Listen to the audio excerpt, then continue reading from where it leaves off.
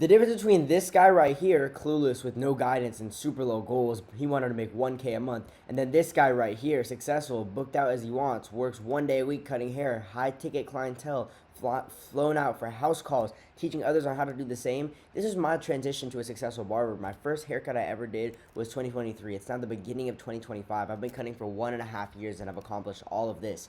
Many of you guys have been cutting longer than me, but you don't have the right guidance.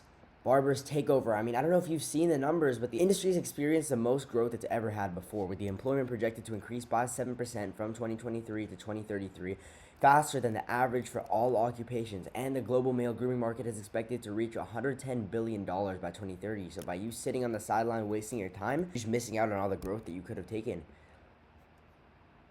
It's kind of like the people who passed up on Bitcoin, right? And then when they passed up on Bitcoin, they saw everybody else become millionaires, billionaires, and then they're like, I should have taken action. This is the barber Bitcoin.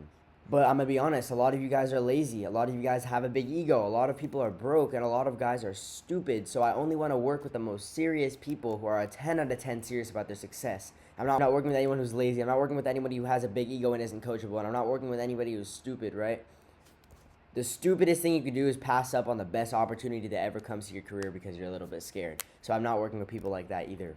Barbers make small town excuses talking about how there's only a certain amount of people in their town, but the thing is, with the power of social media, I've scaled barbers in small towns to 10, 15, even 20K plus, and I did this by using the power of social media to have clients driving even hours and flying on planes to come visit them. I mean, this happened to me as well. I was getting 60 new clients per month for 4 months straight until I stopped cutting hair. So if you're not doing these types of numbers, you need to make a change immediately.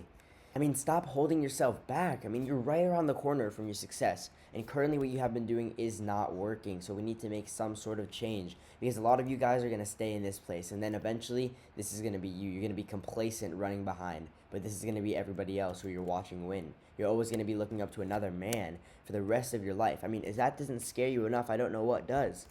But the most common misconception I get is that a mentor is a cheat code. No, what a mentor is, it's someone who's gone through the same mistakes that you will be going through and who can coach you through them, so how you take the most valuable lesson away from the mistakes. Because failing is great when you learn from it. But if you just fail and fail and fail and never make a change, just like the guy who keeps slipping on the same banana peel because he keeps closing his eyes when he walks down the staircase.